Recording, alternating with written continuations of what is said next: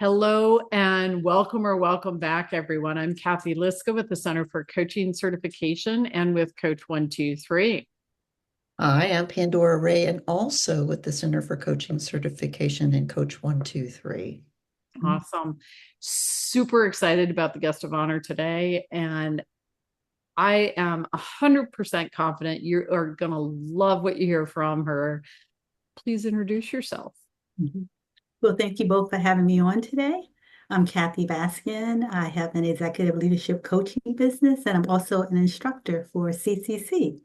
I recently renewed my PCC credential with ICF, and I'm also a mentor coach. Awesome. Awesome. Fabulous. Fabulous. So, Cathy, you were sharing with us how significant cultivating the coaching mindset is. Say more about that. Yes. So with cultivating a mindset, when I first started out as a coach, even though you're trained to do that, I didn't really get it until maybe a year or so after that, as I was coaching, where making sure that I am actually being a coach, opposed to worrying about my performance. Also, ensuring that I am continuing to check in with myself and ensure that I am coaching my clients well, that I am improving as a coach, having feedback often from my clients, also from my own mentor and accountability partner that I have as well. So that kind of helps with ensuring that you are being a coach opposed to worrying about your own performance. Yeah, which is the transition for people as you embark on that journey of becoming a coach. Say more. What is a coaching mindset? Mhm. So the coaching mindset to me is making sure that you're prepared when you go into your coaching sessions with your clients. And what that means is before your sessions, thinking about the client that you're getting ready to coach. If it's a new client, how are you going to show up as a coach and coaching them well? So you're just kind of looking at that, looking at your notes. If it's a prior session, thinking about the conversations that you had prior, and then being able to be present with them, listening to them. As a coach, you want the client to speak 80% of the time and you 20% of the time. And that's where you ask those powerful questions. You're not just throwing questions out there fishing, but you are prepared to ask questions where it helps them to be able to accomplish what they want to accomplish throughout the session. Nice, nice. So, when you think about a coaching mindset, how do you develop that? Mhm. So there's no short way of doing that. To me, you have to practice, practice, practice, practice, and getting feedback. Sometimes you may believe things are going well, and that might not be the case until you get feedback. I know, as an example, one client that I had, I was coaching the individual, and at the end of the session, I asked them, as I often check in with them, what worked well for you, what didn't. They explained what went well, and then they said, you know what? I felt like I was in a hot seat, that I was being interviewed. Mm. And I said, okay. So afterwards, I thought about that. I realized that when I asked questions, even though I did pause and allow the individual time to speak, that person needed a lot more time to Mm. kind of process and think through things. So when I went to the next session, I asked questions and I just paused a lot longer than I normally would pause and just let, the questions sit with the individual. They would answer it and they would, you can see their eyes going, I'm listening to them, observing them. And then when they was ready to go on, I felt when they were ready to go on, I asked them, do you want me to move on? Then they said yes.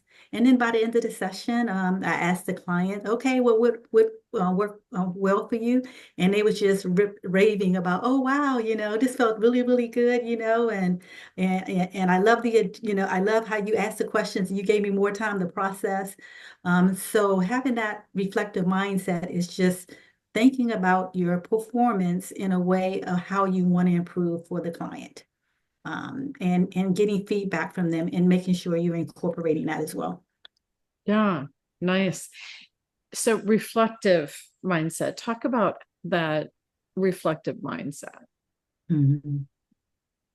Yeah. So the reflective mindset is just looking at and observing your performance in Mhm. a way that it helps you to improve going forward. And to further what I said is having also a mentor coach. They're really, really great, especially when you are working on your credentials, getting that feedback, real-time feedback from them on your performance. And then also having an accountability coach, accountability partner. I have accountability partner I've had for a few years now, where you can bounce ideas off of. You can talk about coaching sessions, how you want to improve, and then and hold you accountable, help hold you accountable to doing that. And then also having a coach as well. So I have a coach. I meet monthly with my coach, and challenges that I face, I talk with my coach about, and every time I talk with my coach, if I have challenges, she helps me figure it out. I go into the next session, and the client, you can tell that the client really enjoyed that coaching session. So that's an example of how you, in that circumstances, it looks different for everyone else, because everybody's unique. The clients that you have are unique, so it looks different for everyone else, but just kind of reflecting on what the session was, or looking forward to how you want to coach the client. So you can be there with them, you can be present with the client. What other filters do you use to monitor your own self-awareness and how you're working with clients? Mhm. So some other filters that I use in addition with that is the self-awareness. I may ponder something, think about something. One client that I had, a new client that I had this week, and the individual, the questions that I was asking wasn't getting to helping the individual be self-aware of some things that they were having issues with. And after that session, I thought about it, and I was thinking about, okay, what questions I could have asked, or what questions can I ask going forward? And with me, I just continued to talk about, to think about that, and actually tossed and turned over the night, just thinking through it. And I know I actually have a coaching session with my coach next week. So I'm going to probably be talking to my coach about that as well, whether I figured it out or I feel comfortable with how I'm going to approach it going forward, or definitely work through it with my coach. Nice. That's great. That's great. So when you started, you mentioned when you were doing the training, not quite getting it. Mhm. Mhm. And now you seem to have this really developed awareness of it. Mhm.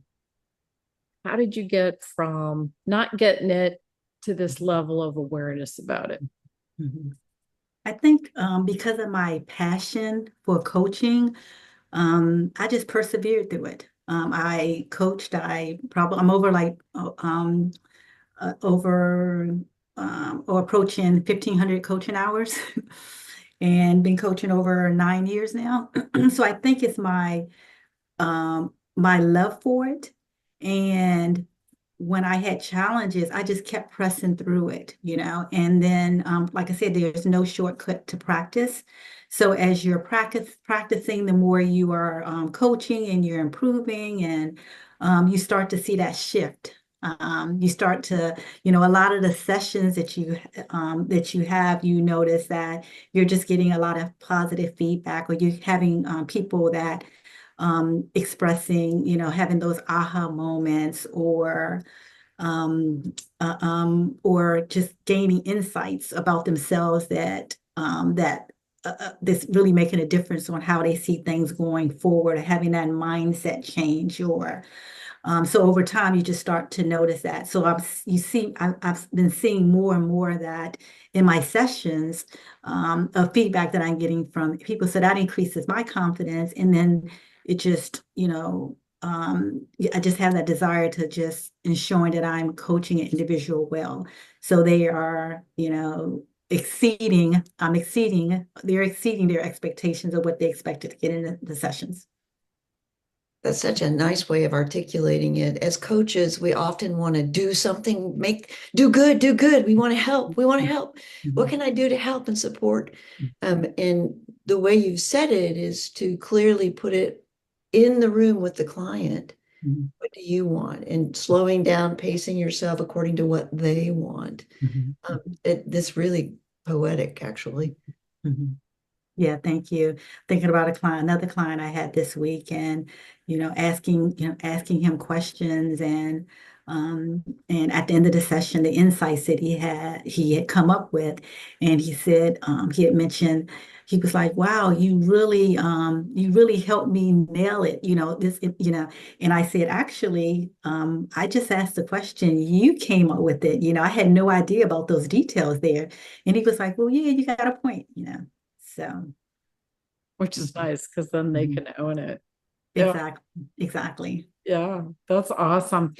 So, given that you are a trainer as well as a coach now, talk about the information that people gain through the training Mhm. and how they carry that forward to develop this level of awareness and application. So I went through CCC before I became a trainer, so I appreciate that. And the foundation of the training that you get from CCC, I just cannot, I guess, rave about it more. It's just so wonderful for that foundation. And it's a couple ways that I understood that I had a good foundation, but one way was obvious.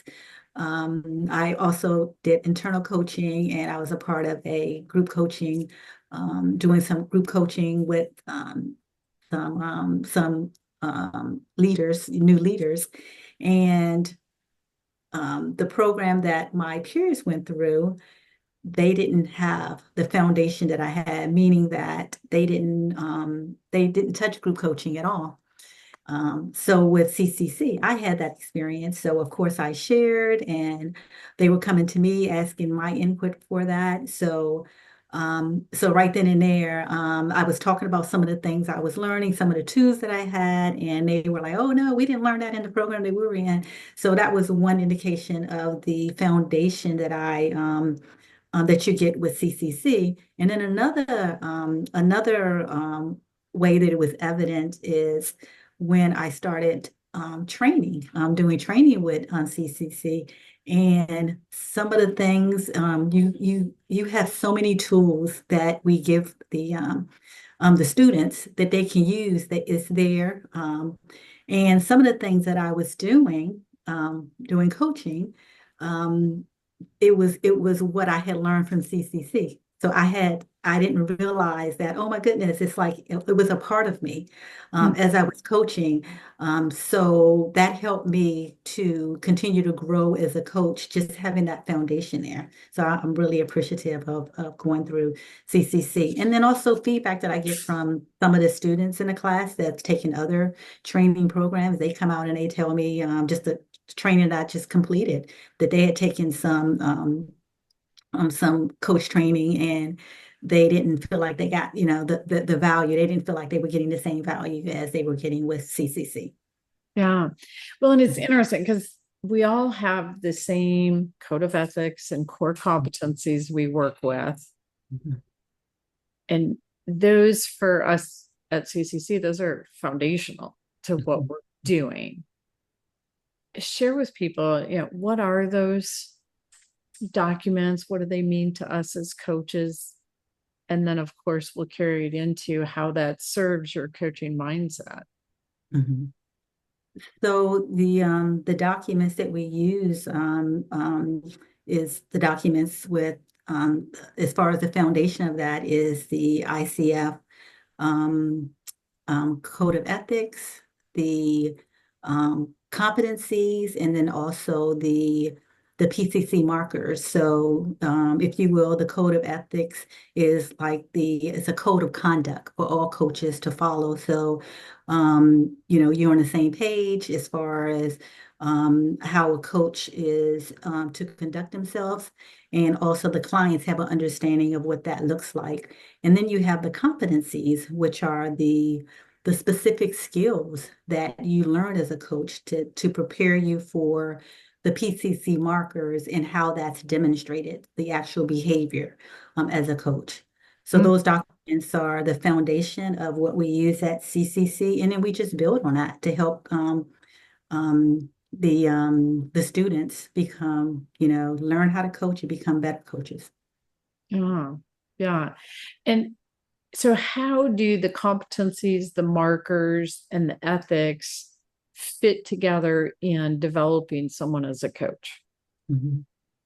Yeah, so having that understanding of what the code of ethics are, um, making sure you represent yourself, or you know how you handle note taking or dealing with confidentiality. So you having that understanding of what the ethics are, it helps you also with the competencies as a coach. How it feeds into it, having that coach mindset of that reflective practice.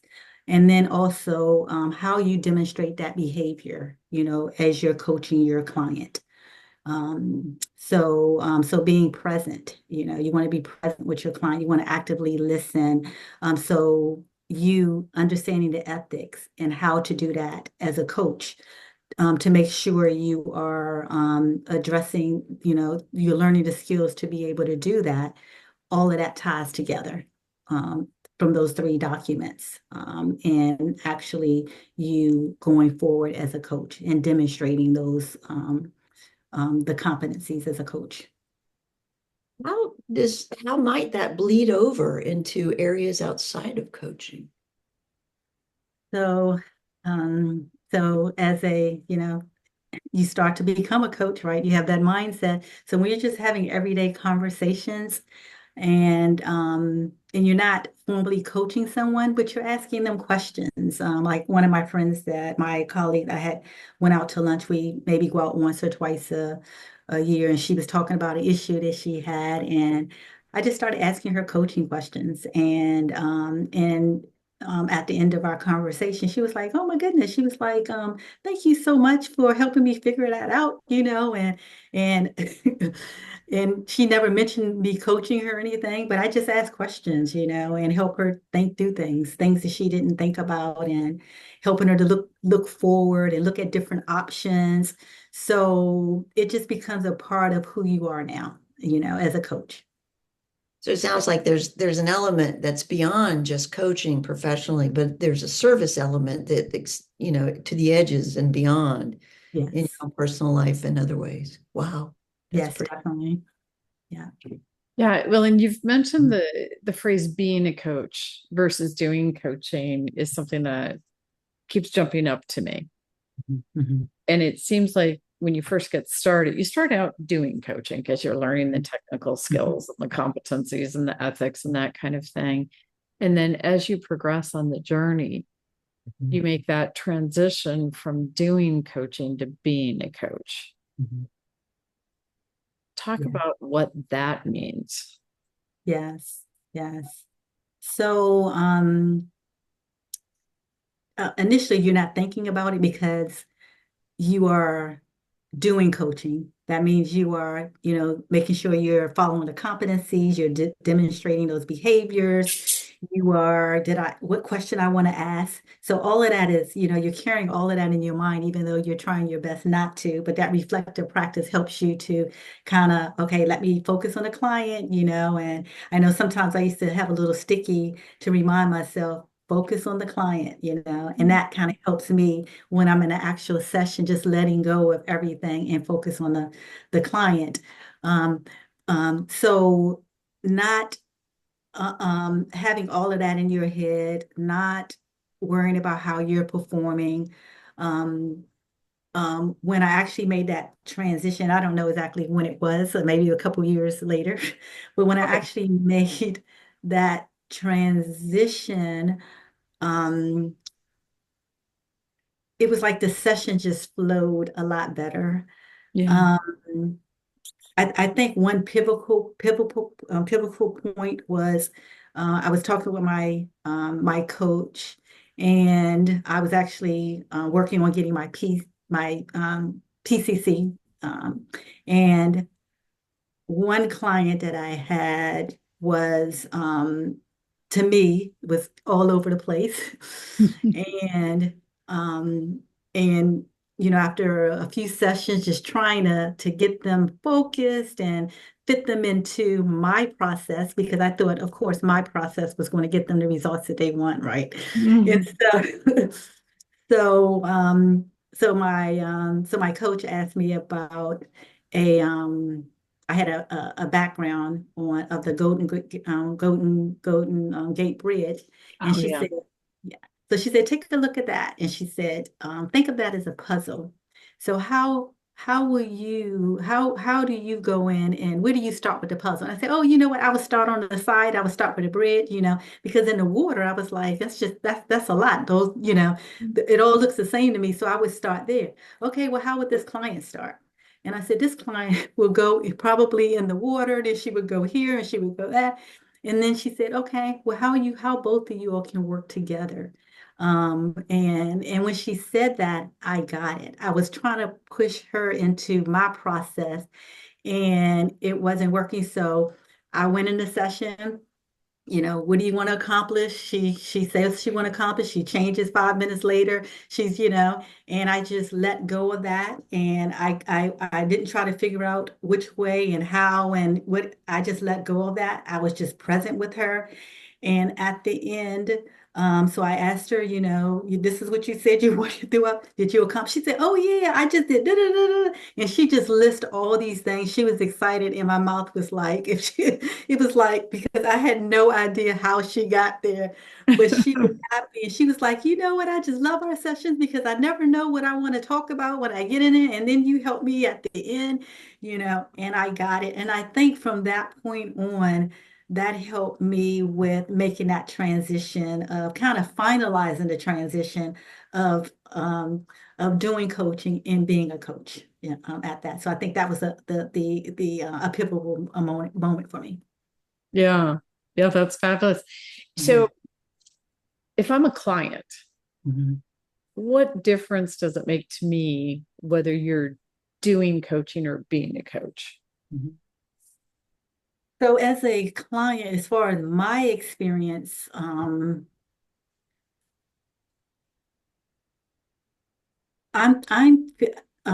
difference I'm feeling is that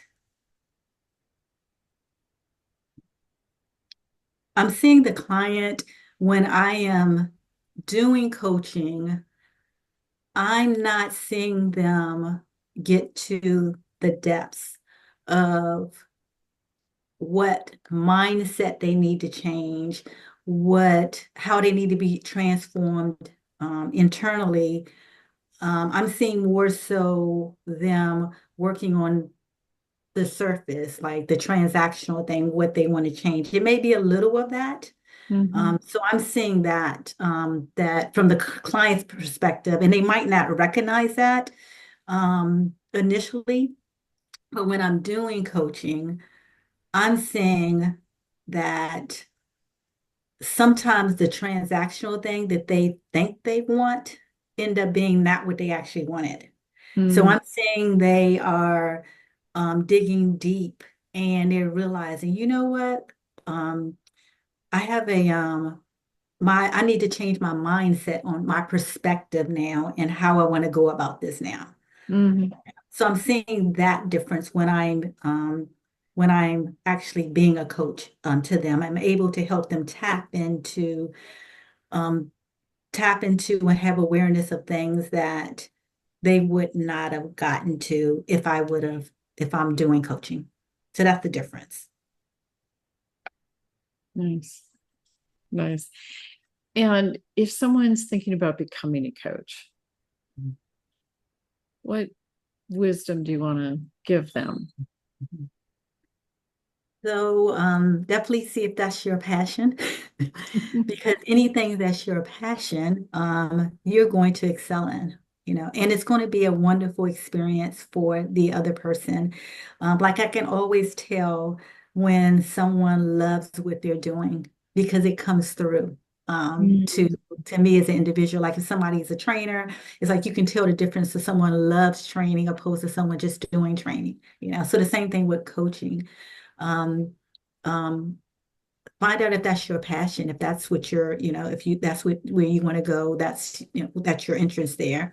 And then I would say get trained, you know, learn how to be a coach, continuously grow as a coach. That's one thing I like about coaching. There's so many different tools. There's so many different resources. People are different. People are unique. You're growing. So all of that helps you to continue to grow as a coach. Mhm. So, yeah. Nice. Nice. So, Cathy, how can people connect with you? So you can find me on LinkedIn under Catherine Baskin instead of Cathy, under Catherine Baskin. And then you can check out my website, www.aspirations with the s-cs.com. Awesome. Awesome. Awesome. So, closing thought or message for everyone. Mm-hmm. Yeah. So just understanding what cultivating a mindset is and what works for you, because everybody's different, and what works for them. I think a couple clients, two different clients this week, was talking about their best time where they can be innovative and they can think and they can explore, and they both realized that they weren't um, setting time in those areas to help them flow. So as a coach, just know what works for you with having that cultivating that mindset, and then also think about what works for your clients. And your client, everybody, all of them are different. So really thinking about that ahead, like, that session ahead. Okay, what works for them? How can I coach them well? So just thinking through that as well. So I think those are really important things to do when you're cultivating a mindset. Nice. Nice. What do you want to add to that, Pan? Oh, wow, the conversation's been great. I think the constant thread going through this is how curious you seem to be about the coaching process and your engagement with people in the coaching relationship and even externally. And what a wonderful attribute, it's curiosity and challenge and assumptions and beliefs. Like, what's that about? Really, really great stuff. It's awe-inspiring a little bit, a lot of it. Mhm. Thank you. Yeah. Thank you. And thank you both for having me again. This was fun. Absolutely. Yeah. Excited for those words for everybody. I think it's so valuable.